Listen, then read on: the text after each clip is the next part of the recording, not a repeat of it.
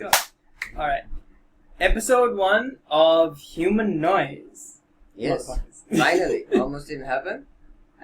But we're back on. Laptop issue sorted and... Almost happened, and then didn't happen. And then also almost happened, and then didn't happen. And so on and so forth. Alright. Yeah. Like the girl who almost got away. But the jury's probably still out. Okay. Okay. So basically, since this is our first episode, we feel obligatory to get a breakdown of what the fuck this is. Yes. And what the fuck this is an endeavor to go through the noise to hopefully find something that resonates. Yes. Go through the noise and go through our noise. Yeah, just stop by, you could... Yeah, basically just cause, should we introduce ourselves? Yes. Stefan. Yeah. I said my name already. I said Stefan. Oh, Akil. Saudi. Okay, alright. We listen to a lot of podcasts, largely because this is the time when the industry is like the entertainment industry is changing and media is changing, and one of the things that is changing about it is that more and more user content is becoming important and is becoming the significant predominant form of content online. Available to people, and content made by major studios is becoming downplayed, and that's really cool. I mean, we think that's really cool because that means that there's all of that shit that you get, all that mediocrity that you get in the mass media, where they need to cater to different markets or they need to hit a certain amount of audience numbers, they need to meet certain marketing targets in order to justify their budgets or whatever the fuck that shit's about. You don't have to worry about that shit, and we basically get to say whatever we want and however we say it, and if you like it, then you can listen, and if you don't like it, then you can not. Or you can tell us why you don't like it. Yes, yeah. And actually that's half the thing, this podcast is the first. We're hopefully planning to upload this on YouTube. Maybe get the blog running. No, we're uploading it to YouTube, alright? Yeah. If you're watching this, it was uploaded to YouTube, alright? Otherwise, it doesn't matter, alright? Just be positive. If it all fucking falls to shit, no one's gonna see it anyway, so fuck it. Yeah. And, you should subscribe. Yeah. You don't even know what we're going to do, but I've just told already. No, it's good. Come on, you like it already. Yeah. And, we're looking at, one of the biggest things is, since there is so much of options, it's all about trying to be able to create your sort of what you want to watch. And what you want to watch affects you as much as what you want to eat. And, if you want to, be agile and, do other shit, you gotta, try and at least listen to something that's meaningful. Meaningful to you. And that might be some weird fetish, or that might be some, the news, it's but all hopefully important. it's a weird fetish, and then you watch the podcast. Yeah, and then maybe go watch some news, just to put it all into perspective. Yeah, but it's also, what he's saying is it's true, man. You've got to be more conscious about the kind of stuff that you put into your system, right? It's you got to be now we're living this time of information overload. So much shit coming at us from everywhere, and we've got to be more conscious about what we put inside us. So for us, this is what we want to hear, and also we don't feel like there's enough voices from where we're from. Yeah. You know what I mean? Yeah. That's doing this kind of shit. So we want to do it. And we encourage you guys as well. If you're watching it, you should do it too. Yeah. Because we'd love to hear what you have to say. We'd love to hear what you have to say about us. If you want to write to us, message us, comment on the video, or post your own videos, and then we'll watch you, and then we'll talk about how cool you are or whatever. Yeah, and then because the thing is, a lot of people are going through. Well, we're all facing this shit called life, and we try and identify how it is we're supposed to deal through life through a lot of metaphor and through a lot of abstract things. For example, we'll try and understand it through movies and through art, through music, but we won't sit the fuck down and talk about it. Yeah. And by not being able to do that, then you disable yourself from actually like seeing what it is you're facing. Yeah. And so a lot of people just walk around and they get the shit beat out of them, by fucking life. And like shit, like the dude who, learned to like bob and weave, man, you gotta like, find out how to bob and weave. And the only way you can bobbing and weaving is? God damn right, man. You think, I mean like in real, like do they know what it is? Yeah, like, a boxing technique of like... You can't whisper. It's not gonna work. I was just saying that I don't. No, you've got... okay. You could have... You gotta say that, like... Okay. Basically in boxing where you try and avoid punches. Yeah. Bobbing is bobbing your head like that, and weaving is like Side to side. Yeah. Right. Okay. Yeah. So, yeah, basically, the whole idea is like you go out and find out how to do it. And, this endeavor is like to try and say how we maybe, like, we see how maybe what we know we can do it, like what we know we can do. Jesus, that was terrible English. We do what we know we can do. Okay. And like, as opposed to doing what we don't know we can do. We do that also, man. We do sometimes accidentally. You do that. Yeah. No, I reckon it's like anyway, art is something that I think like art is either based on two things, alright? It's either based on life and like real fucking experiences and things that you've learned for yourself, and you're putting it in a way that somebody else can like experience it and get some kind of message out of it, out of your real experience. Yeah. Or it's you copying someone else's shit. Like looking at some other form of art and just copying that shit, right? That's really, if you're going to break it down to the simplest way, it's either you're taking it from your life or you're taking it from some shit.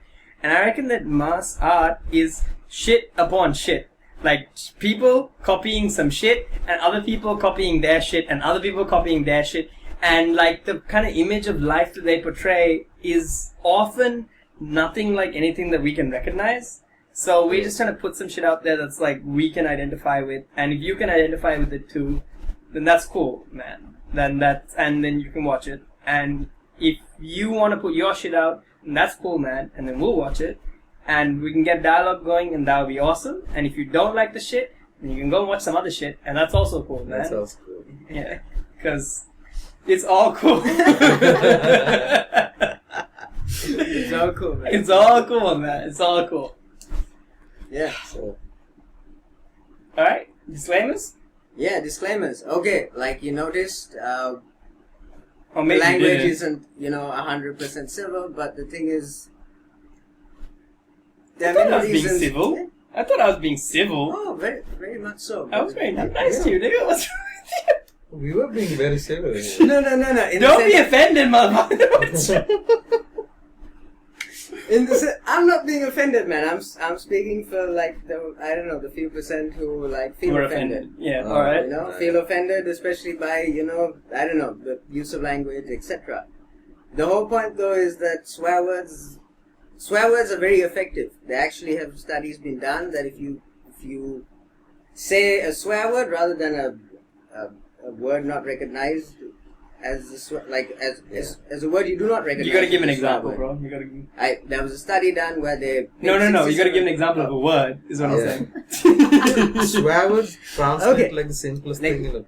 Oh yeah. No, you can. They've tested. You can drop your hand in ice, and if you say fuck instead of like something, you can keep your hand in ice a lot longer. That's gangster. Oh shit! Because it fucks with your brain. You take on a dramatically exaggerated negative mind state to like combat your pain neurons from like. That's intense. That's some deep shit. Yeah, that's some scientific shit. We'll try and post a link. You can check the study out and stuff. Yeah. We're not swearing for the sake of swearing, but it's just that, like, sometimes in life, we use those words that people refer to as swear words. And sometimes in conversation, we might use them. And we're not trying to, but we're definitely not trying not to, I think is the essence of it. Exactly. Also, we will probably talk about many touchy things that people have controversial opinion about. Like, like values and morality and religion and other things. Maybe we will, I don't know. Probably will. My point being that when we do, just know that we don't hate anyone. We don't mean to offend anyone. We're not trying to push a message of like any kind of like discrimination or hate. But we just believe that we don't believe too much in political correctness that prevents you from understanding, being able to discuss like reality, right? That political correctness that prevents you from being able to talk about shit that is really important to talk about.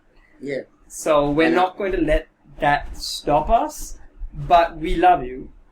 You know, not in like an intimate kind of like, you know, like we will come, yeah, and take like watch you and take care of you and shit. But make your breakfast and then just like leave. Wow, make your breakfast and leave? Yeah. Whoa. That's pretty sweet. It's kind of nice. That's the dream, man. That's the dream. Shit. Dude, that's the dream. But we will definitely love you in the sense that we are all fucking equally burdened with living. And it's equally like not equally, I guess some people's lives are harder than others, but we're all trying to figure this shit out, and I know that you're trying to figure it out, and we're trying to figure it out, and we love you because you're like us trying to figure it out. Yeah. That's it. That is a good summary. Yeah. Yeah. Anything else? No. Are we done with disclaimers? I think so. Do you have any disclaimers, Akhil? No, I'm fat.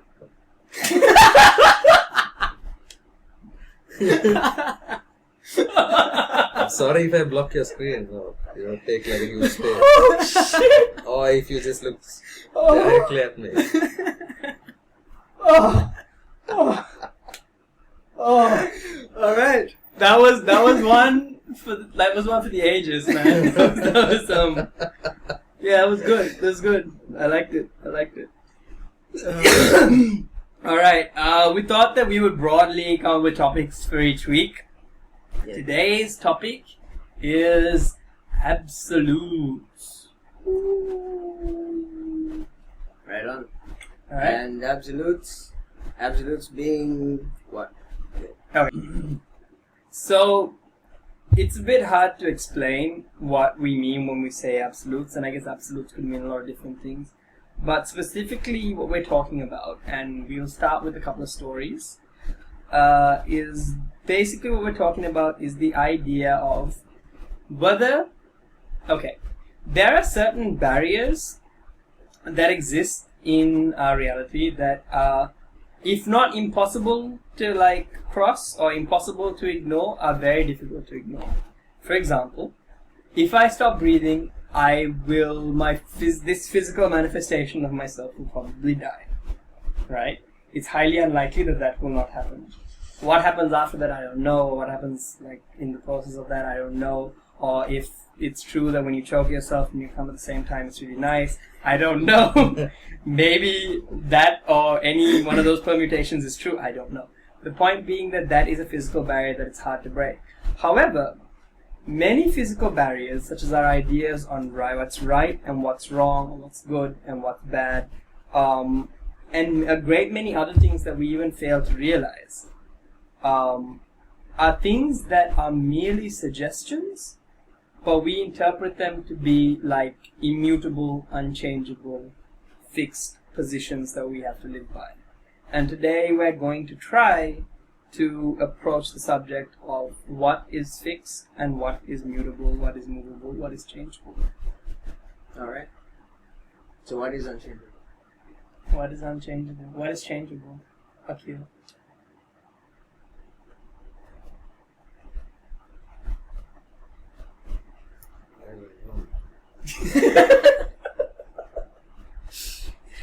Well, I think a lot of times when you talk about things being immutable, either you're referring, like people assume you're referring to the physical, or people assume you're referring to something in the realms of like morality, or the realms of like law, where there are like written distinctions on what is, what is acceptable and what is not acceptable. Yeah. So and I think it's all a part of an endeavor to sort of like break down what exactly is good about this, and this being, the whole process. Yeah.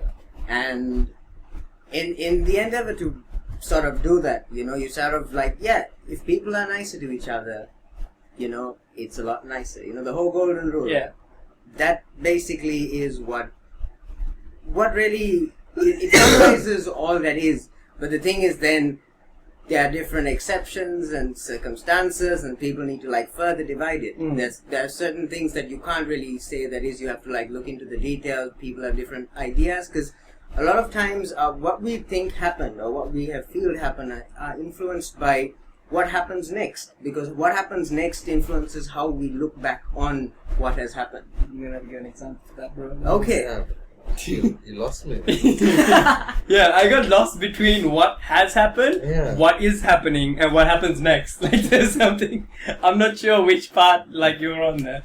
Okay. Basically, if an easy example, for example, if you pray and something good happens, you believe that something good happened because you prayed. Right. Yeah. So there is an assumption in our mind that because we go through time, and to us time is linear, that we confuse correlation with causation. Yeah. And that is, that if something precedes something else, it was the cause of that. Yeah. And it's most of the time not necessarily so. Yeah. Do you know the story about pigeon superstition, what people refer to as pigeon superstition? No. So there's this experiment that was conducted using pigeons, where basically the way the experiment worked was like this, right? They put pigeons in a cage, and one end of the cage was like a gate, and when the gate lifted up, the pigeons had access to seed. So what the pigeons would do is they would go, and there was a button in the cage, right? And it took the pigeons a long time to figure out that when you press the button, the gate opens, and they can eat the seed. Right, so they go around the cage, and they press the button, gate would open, and they'd eat the seed. Press the button, gate would open, eat the seed. They would do that, right? Put the pigeon in another cage, and what they did was there was no button, but they would randomly press a button and open the cage at some points, right? And then the pigeon would eat. And what they found was that whatever thing that the pigeon was doing when they randomly pressed the button, the pigeon would do it again and try to get the gate to open. So the pigeon was flapping its wings, it would just flap really hard and hope for the gate to open, right? Or if the pigeon was like walking, like stepping on its left foot, it would just step on its left foot over and over again, hoping the cage would open. When it was pecking something, it would try to peck that spot again. Just whatever it was doing at the time when the gate opened, it just started doing that thing over and over again, hoping that it would continue to open. That principle is called operant conditioning. Ooh. Yeah, I mean, this was developed, this was by this guy called Skinner, where... Not operant? No, operant conditioning. Okay, I thought it would have been named after him. Go on. Okay, and where classical conditioning was by Sigmund Freud. So Classical conditioning was by Nikola Pavlov, I thought. Pavlov, sorry. We're good, Okay, we're good. so operant conditioning, where they used rats for the experiment, and where they put a rat in a cage and they'll still have a lever, and where the rat would run around, and then when the rat steps on the lever, there'd be food that would come out from little opening. So what the difference between like classical and operant conditioning? Classical is where you involuntarily condition the subject, but here you voluntarily, like the rat would voluntarily step on the lever to get the food. But in classical, the story of where the dog's saliva is, where the force, a negative reinforcement, a stimuli is positive reinforcement, not positive. negative. Yeah, so it's like some deep psychological shit. So anyway, so that whole principle is operant conditioning and wit. So that's how the world wants us to voluntarily condition ourselves. Yeah. But that's a really interesting lesson in how humanity is controlled through positive and negative stimuli, right? Like the extent to which we are controlled in our jobs and in the different aspects of our lives, positive and negative stimuli. But what I think is like the whole principle of classical conditioning is applied more than operant conditioning. You think? I think so. Yeah, I think in the modern sort of management sort of framework, I think that now people try to do a lot of motivation-based principles and stuff like that. They try to motivate their staff by giving them responsibilities. That is one of the biggest sort of there's one of the biggest sort of strategies in staff motivation is by giving responsibilities. Realize that if you want them to work harder, okay, you've been conditioned to motivate them. Oh yeah, there's a cycle of conditioning. There's a web of interconnected conditioning. Yeah. Okay. You are reviewed, like you reviewed them, you're reviewed by someone else. It's all like a web. Yeah, that's true. Web of There's an interrelated web of conditioning. That's true. That's the whole foundation of human society. Yeah, that, exactly. We can constantly review each other so that we maintain like a society. Because if as in that's what maintains the connections between us. Yeah. Is based on like it's on a very basic level. It's like part of it is like this cat and stick kind of model, right? Where like human like some humans try to amass as many carrots as possible, and then they can exert more influence because they have more carrots and also more sticks, right? Like they're either in a position of power, they're in a position of influence, they're in a position of great potent violence, like, and they can inflict different forms of like positive and negative stimuli to influence others. What makes the story of the pigeon special in this case is that the pigeon has no actual influence over the gate opening, but he believes that he does because of the coincidence of the gate opening. So how much of our lives and how much of what happens to us is well outside of our realm of control, but we believe that we can control it through like positive ideation or through like praying or through like wish listing or through like money. Yeah, and the thing is also like, well, when you mentioned like when some people have more carrots and more sticks, and they can pick to motivate people more. At the same time, they're as much as not in control as everyone else. Yeah. Because the whole part of like them being with the carrots and the sticks, the only thing they know what to do is that. Is the carrot and stick game. Yeah, exactly. Yeah, once you start playing the carrot and stick game, you don't realize it, but the game starts playing you. Which is to say that once you enter into that like system of like work and rewards and fail to work and failure, you try to climb to the top of it, and you end up like spending your whole life doing that, and you never realize that you could have done a million other things, but you were so heavily invested in playing that game that you lost yourself in the game, and you continue to play it, right? But I think that is true with any game you play. I mean, it could be even a game you play, like you could be playing a computer game, like like, and you get lost in for exactly. sure, for sure. Like 6 days later, you like leave your room and the sun hurts and like your eyes, like and you have the carpal tunnel going on. That's like a bit. Yeah, but I think that the main thing is to realize that you are playing a game, and it's easy to realize that you're playing a game when you're playing a PC game. When you're playing a video game, it's easy to realize that you're playing a game. When you're playing the life game, or when you're playing the career game, or when you're playing the marriage game, or all the myriad of different games that we play that make up human existence, it's harder to realize that you are playing a game. Even if you realize you're playing a game, the game playing itself is usually inevitable, because you have to do something to occupy your time, and games seem to be the way in which humans interact with their reality. However, you can choose to only play the games that you enjoy, and you can choose to ignore the games that you don't enjoy. So, for example, if you're doing a job and you fucking hate it, but you feel like you have some duty to do it, or you feel like this is what the meaning of your life is supposed to be, or you're in a position where you've become very successful and you feel like this is important, like you have to be successful in this way, but you hate it, fuck it, don't do it. Like, you don't have to do it. Like, you can do it, you don't have to do it. You can do something else. Or you're in like a marriage, you're in like a relationship, and you just like can't like stand being in it, like it just feels terrible. But someone's told you that if you get divorced, you'll go to hell or some other kind of ridiculous shit that you can't do. You don't have to do that. You don't have to do anything that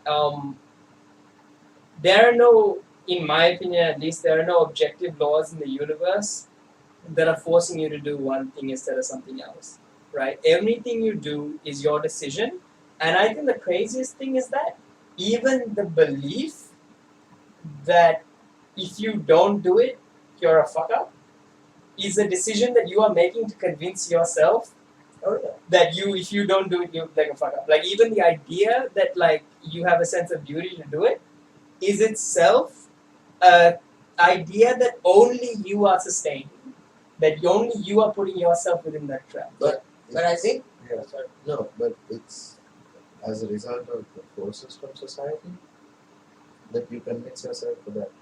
Yeah, for sure. And the thing is, no, some of those forces are real. And I think like the whole idea of like, like maybe getting another job or maybe like, moving to like another relationship or like changing where you are.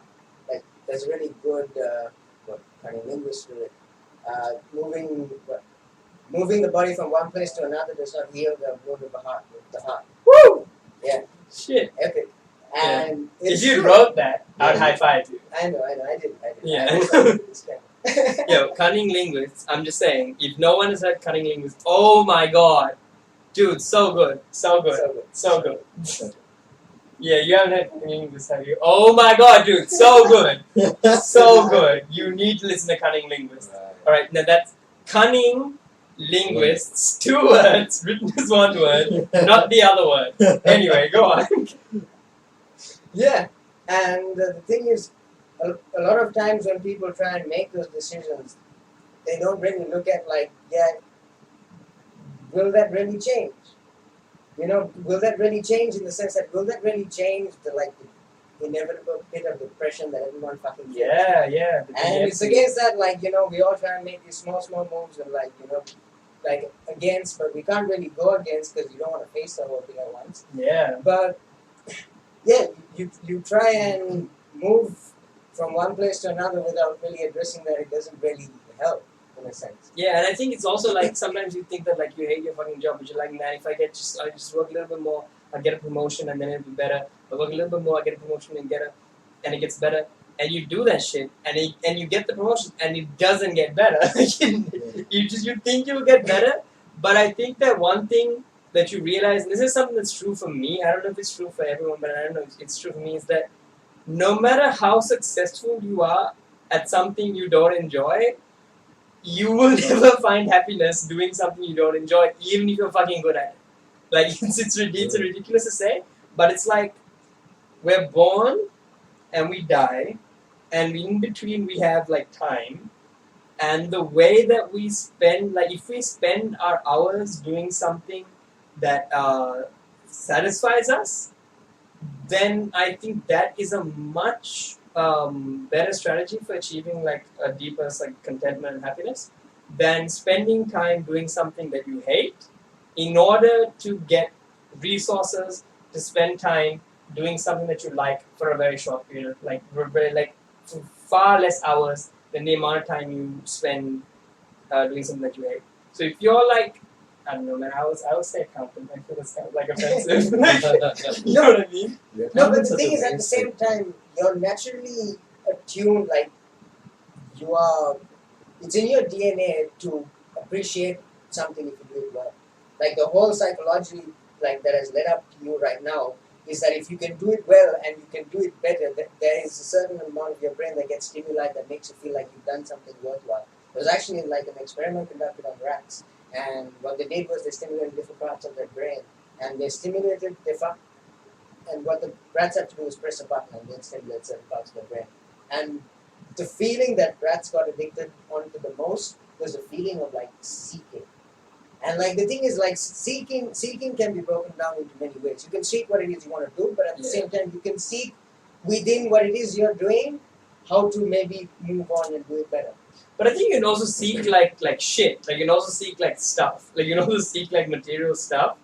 and then find that actually the stuff itself does not make you happy, but it's like attaining the stuff might have actually been the only like the best part of the stuff. Like actually working to get that fucking like ridiculous like the expensive car is much more fun than actually owning the car. Right. Do you know what I mean? Like the actual process of working and then attaining is more of, like enjoyable than actually pleasuring yourself with the thing that you have attained. Let's leave the car aside. Okay. But then if you are doing something that you like doing, Mm-hmm. okay, an example, let's say like one guy he's doing something that he doesn't like doing, Mm-hmm. and he hopes it gets better, at promotion, at every promotion, Mm-hmm. and he hopes for it, and he Mhm. seeks for that promotion, and he gets it, but it doesn't get better, and he's not doing what he likes doing. Anymore. No, but he's still doing it. You said that originally you said that he was doing what he likes to do. No, that's another example. I'm coming there. Wait, but they're two different stories? Yeah, Did I'm you coming pick it back to the initial one. Sorry, okay, go back. You take the guy who's doing what he likes doing. Yes. Okay? Yeah. And he's doing it. However, he doesn't get promotions. Yeah. Wouldn't that blow him out? Wouldn't that demotivate him to that? No, the thing is, what you like about something now isn't what you like about the same thing a year later. Your like about it may be in the same, like for example, if you were doing something you enjoyed, like a video game, if you were as good as you were in the beginning as you are at the end, you won't like it so much. But then what you're saying, what he's saying, it raises like two different issues, because it's like what you're saying is that intrinsically the way in which you are doing it is varying, and through your intrinsic variations, like you're finding satisfaction. But what he's saying is that even if you're intrinsically, like through variation, you're finding satisfaction, but you are not being recognized for your evolution in your intrinsic ability to, your evolution in your ability to do that thing, whether that will demotivate you. But I think the answer to that question is really like how much do you need external stimuli versus internal stimuli, right? And I think that I don't think anybody can say that they don't care at all what other people think about them, but I think some people care about it a lot more than others. Like I think that, and some people start caring about it, and over time, like lose it, like shed that like thing. So I don't know. I'm not sure about which, but I think that there's got to be some kind of balance that you have to find between intrinsic and extrinsic things. Particularly if you're going to live certain kinds of lifestyles where I have always found that the more that you try to just be the thing that internally the signals and the signs are telling you to be, the more that you try to follow the voice that's coming from inside, instead of this degree of social conditioning that's coming from outside, the more you will alienate people. Yes. Alright? That's real. Like everyone's like I saw this great meme that was like, it said society was like it said society, like it was a script, and it said society, be yourself. Okay, no, not like that. Because I think that's so fucking real, right? Like society, the two messages that it's giving us all the time is be yourself. Be yourself is the fucking meme of our generation, right? Everybody's supposed to be themselves all the fucking time. But when you're yourself, people are like, oh, so fucking lame. Right? Like you're so like being told to be yourself, and you're being so fucking lame at the same time. And I think that if you're really talking about being yourself, and that has so many different fucking meanings, right? I think that a lot of people believe that to be yourself is to be Steve Jobs. Like that's some shit like that. Yes. You know what I mean? Like the true meaning of be yourself is be Steve Jobs. But actually, you'd want to be like, I don't know, Bob Marley or whatever. No, I'm saying you should want to be like anyone. Yeah, exactly. Oh, right, okay. No, but the thing is, the only way we can actually perceive of what it is we maybe want to be like is by what it is we can be like. And what it is we can be like mostly is what we get from our immediate people around us, and at the same time, like the more famous people in our society. I think that we see role models and we see people around us, right? But I think that we also do things like we touch things and we make things, and then we reflect on ourselves. So we try our hand at writing, and if we like it, we say, "Oh shit, you know what? I kind of like writing. Maybe I should write more." Or we try our hand at dancing. We're like, "Oh shit, we kind of like dancing. Maybe I should dance more." And then we do like pottery, and we're like, "Oh shit, I fucking can't stand pottery. I'm not gonna do pottery ever again. Like fuck pottery." Right? It's like we do things and then we gain personal experience. And I think that when we follow like the dancing and the writing or whatever the fuck your version of dancing and writing is, and if it's accounting, that's also cool. I shouldn't be so mean to accountants. I'm so sorry. But whatever the fuck that shit is that you find and you follow that, that's okay. And it may not always bring you extrinsic things. Like you may not always bring you like the exterior sides of success, like what we define as success by like the money and the clothes and the jewelry. Jewelry is another thing, but anyway, the cars and shit. But it will bring you like if it brings you intrinsic happiness, and if you can measure your success in that way, then that in itself is like pretty cool. But that's a difficult thing to develop. Oh, yeah. Isn't finding what you like to do is something that's really deep? You might do something that you like doing, but actually naturally maybe that's not what you're good at doing. You know what I'm saying? You do something that you enjoy doing, but you're good at something else. Yes. You like the thing that you're good at. Yeah, you like the thing that you're good at. You don't know if you like the thing that you're good at because you have not found out. It's like a whole nature versus nurture concept. You gotta explain that connection because there's a big gap missing there. Alright, go on. No, say let's say that you brought in. Okay, let's say there's this guy, okay, and he tries fishing. And he likes fishing. He says, you know what? I'll try writing. Okay, he likes writing. He tries pottery. He hates pottery. Okay. Yeah, pottery is cool. And this is an example. Okay. He tries accounting. He likes accounting also. Okay. But what I'm getting at is, but naturally maybe he might be good at sailing. But he'd not know. But he'd like doing it because he'd be good doing it. But he would not know that he's good at sailing because he'll never try sailing. But I think a lot of what it is that we like about what we do has a lot to do with for example, it might not be sailing. It might not be sailing, it might be something else. But the thing is, what we like about it could be totally transferable to another sport. Yeah. Or another activity even. What's the famous Musashi thing that he says? Yeah, a master in one field is a master. Yeah, when you find mastery in one thing, you see the path in all things. Exactly. So you step into an ecosystem and you open the entire ecosystem. It's not just that, man. It's like, well, okay, there's two aspects to what you're saying. One thing is like, there is an incredibly large amount of things that you can do, and since we live in this like insanely like specialization driven like society, right? Like back then there were like two jobs. There's like hunting, and there's like fucking like gathering. All right, and then you might be good at hunting, you might be good at gathering, or you might be like maybe in hunting there's slight specification like the chasing guy and the shooting guy or whatever. And then you brought the women together and you hunted.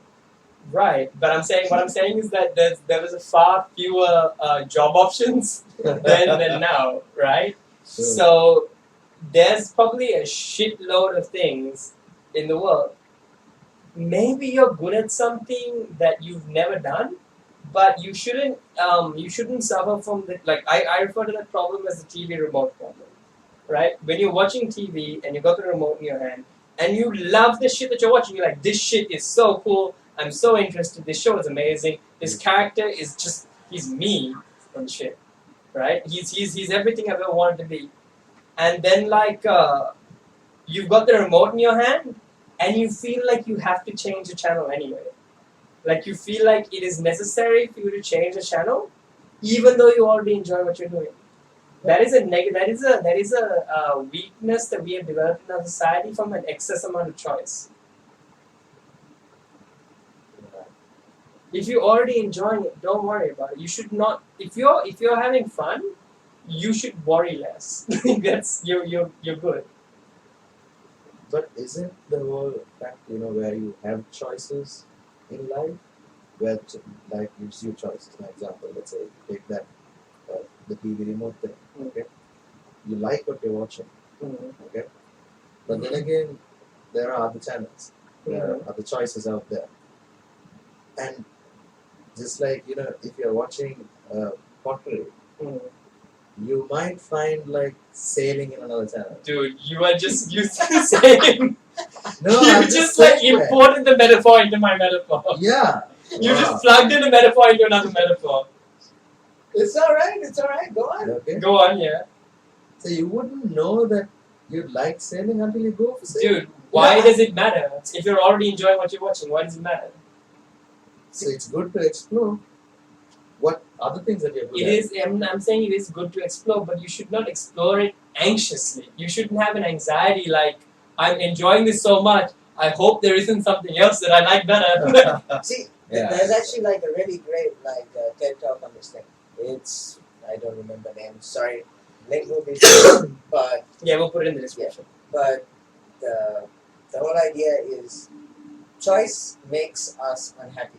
And choice makes us unhappy I've seen this because as well. you can go into a store and there can be a jean or he used jeans or I use jeans. You can buy a set of jeans, and if you can only buy one jeans, you buy that jeans and you walk out and go, I got, this was the only pair of jeans. It sucks, but like shit, what can I do?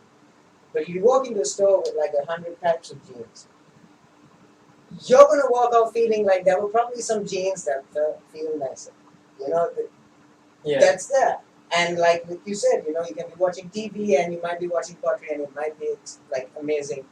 But like if you're gonna worry about like sailing on the next channel, you're not gonna be enjoying your pottery. Yeah, man. It's like there is like a what you're talking about is choice, not in the sense of like a will to direct yourself, but what you're talking about in sense of choice is variety, right? And variety, people say variety is the spice of life.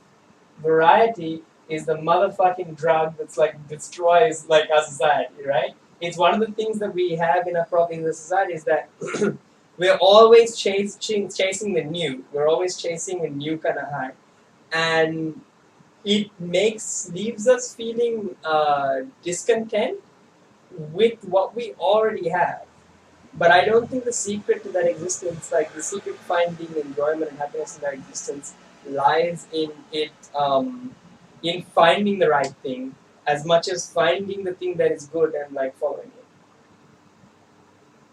But you see, when you take if you take where there's a lack of choices, now you see when you have more choices, you would start going, you start choosing, and then you might not like what you were doing already. But then if there's a lack of choices, just like he said, where he walks out with one pair of jeans, and he just had a lack of options, but he just accepted it because it was the only thing that was there, right? But he then thought there might be something that's good for me. There could be like another pair of jeans that would look better on me, but it wasn't there. Okay. Yeah. Right. Yeah. So then he wants more choices. I think there should be a balance in choices. Just saying. Yes, we're not encouraging that everyone watch one station. Yeah, I'm not saying that there shouldn't be any kind of variety in life, but that's not that's not what you said before. What you said before was, if he's doing the thing and he likes it, should he be afraid that like there's something else that he'd like more that he hasn't done yet? And I think what you said is like illustrative. Like we assume that a lack of choice means a bad choice. We assume that since you don't have choice, what you're going to get is shit. And because that's what it is. You have society, people who don't have choice have shit. It sucks. That's so true. It sucks monkey dick, but like, that is. And we attribute the fact that since we have more choice, choice equals privilege a lot of the times. And so the more choice equals more privilege. And so the whole idea is to be able to try and experience as much as possible because, that is our privilege in a sense. But at the same time, well, at least the goal, like, generally is, like, enjoy as much as possible in the sense, like, not, however it is you want to enjoy. You want to sit back and, like, read a book, you can sit back and read a book. But if you want to go out and, like, LSD, like, go out in LSD, like. But at the end of the day, the whole point is we need to realize whatever it is we're doing, it's all about how we're appreciating what it is. Yeah, a lot of it is that, man. A lot of it is like is this sort of mindful understanding of what you're doing, right? So, for example, in Zen, they have this thing called working Zen, which is like it's a form of meditation where you do something, and it's usually like menial chores that the monks would have to do around like the temple, the Zen temple. But when you did it, you had to do it in like a full state of like mindful existence. So you'd be sweeping, but you'd be so fully focused on your sweeping that your sweeping became a meditation. And have you seen those like Japanese like rock gardens, like the Zen gardens, where they have the stone in the middle, the sand, and they have these perfect circles, these rings on the sand? Have you seen that shit? Maybe. Oh man, you see that? It's stunning, right? Mm. And that's like a thing that they do with the broom, where they move the broom around the thing, and they create these like perfect lines and perfect circles. All right. So they have like they're so goddamn good at sweeping that they turn sweeping into an art form by fully focusing their mind on sweeping. Right. And they're like I mean I love Japanese aesthetics because they have some crazy shit where they make simple shit insanely profound. Oh, man. Yeah. Yeah, they're on some other level of shit. Yeah, oh my god. Do you hear the Ensō shit? Where they have this form of Japanese meditation where the way that you do it is you draw a circle. You come, you take a paintbrush, you draw a circle. And you do it multiple times. Usually do it once a day. You have your circle drawing time. It's the time to draw a circle, you do it. You traditionally do it in one stroke. Right? You start, you go around, you draw the circle. And the way they believe that the way in which you draw the circle reveals your entire character. For that day. No. Like you as you grow in your like Zen and your understanding of Zen and your development, your spiritual growth will be displayed in the way that you draw the circle. Yeah, but also your daily frustrations. I think so, but I also think that part of Zen is sort of learning to not be so easily varied. Do you know what I mean? Like you show less variation as you like from day to day. So your daily pressures won't be shown on that circle. What I'm saying is that if you're a Zen master, like if you're a Zen student, a Zen master, and you're living that lifestyle, you probably have fewer daily pressures on the day to day, right? I don't know, man. I don't know. I'm sure, like, shit, man, I need to draw this circle better. I know, the task itself could be the pleasure, right? The pressure, right? And that is actually one of the things, that when you try really hard to draw the circle perfectly, there's a thing that when it happens. So full disclosure, I drew a lot of circles to try to figure this shit out. Alright? So when you try really hard to draw the circle, right? What happens is that as you're going around, you tend to pause. And as you pause, the brush strokes become thicker in the spots where you pause. Yeah. Right? It becomes noticeable. You look at the circle later, you notice it. So when you look at that circle, you can tell that this is someone who is making too much effort to control his ability to draw the circle. Whereas someone who's confident will move, and if you move it in one brush stroke, it actually comes out much more beautifully. So confidence actually makes the circle better. And self-doubt actually fucks up the circle. And you can visibly see the difference between self-doubt and confidence in the circle. So what if somebody who's actually a self-doubt guy, but he just wants to show that he's confident, so he takes one stroke? What is the difference between someone who has self-doubt and confidence? What is the difference? Let's say somebody who wants... What is the difference? The difference is where you see the pause. No, but what is the difference between a man who has self-doubt and a man who has self-confidence?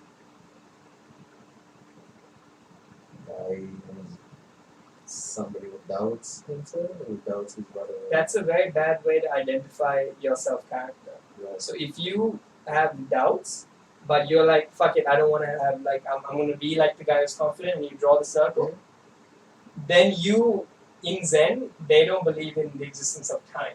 They believe time is an illusion.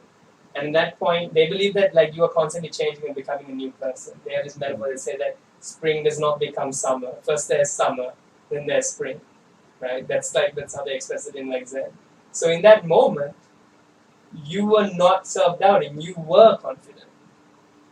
And that is the truth about like our existence, is that if if you're acting confidently, but you believe that you're self-doubting, then you're only self-doubting because in that moment you believe you're self-doubting and you're creating the self-doubt.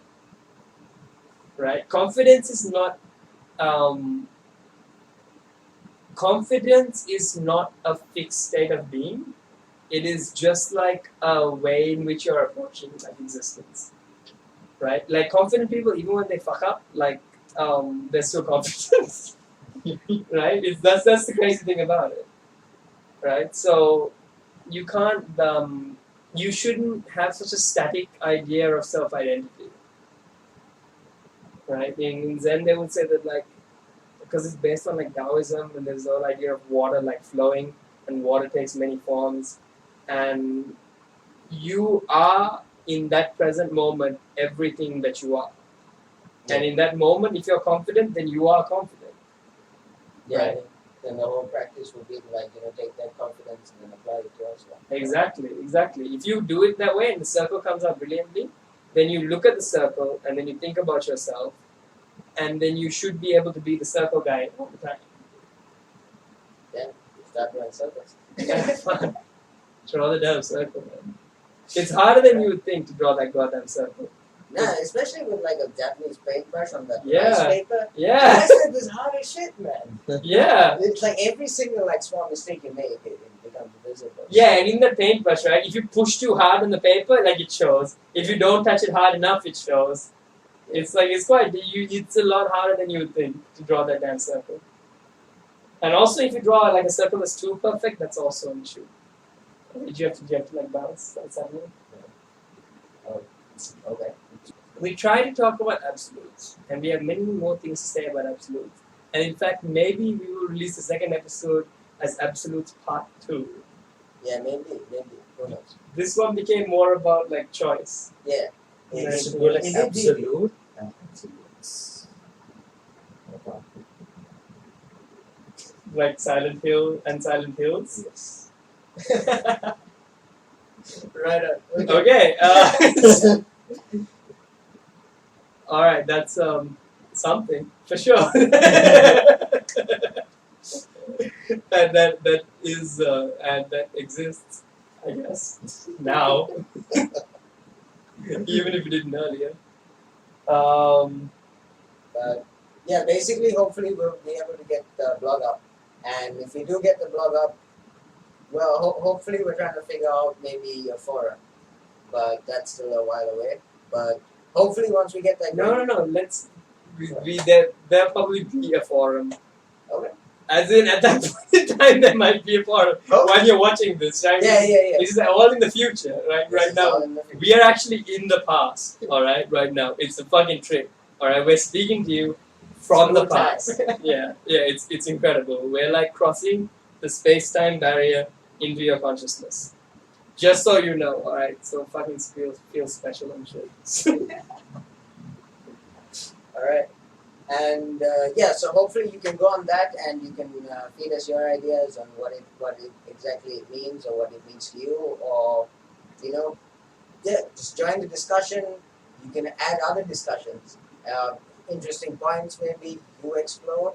And if you like how we discuss, you could suggest something. That we Yeah, should man, discuss. suggestions would be good. Feedback would be good. You guys are probably way smarter than us, so like your ideas would be great. Yeah, the way it's not. If you want to bring anything up, man, that would be really cool. And if you guys have great suggestions, we'd love to do it, cover that stuff. If anyone is interested in like coming and being a guest, like Akil, actually being a guest. Wave Akil. Yeah. Akil is a guest. If anyone's interested in coming and being a guest, or you know someone else that you could nominate that would make like a great guest, like they're doing something interesting or they've just got like a really crazy perspective on life and shit, that would be cool. And yeah, man, that's all I've got. Yeah, I think that's great. Yeah, it's not bad. All right, cool. So peace, and yeah, we will talk to you again soon. So, and is it did you stop it? Almost. Because you said and we started. Please subscribe.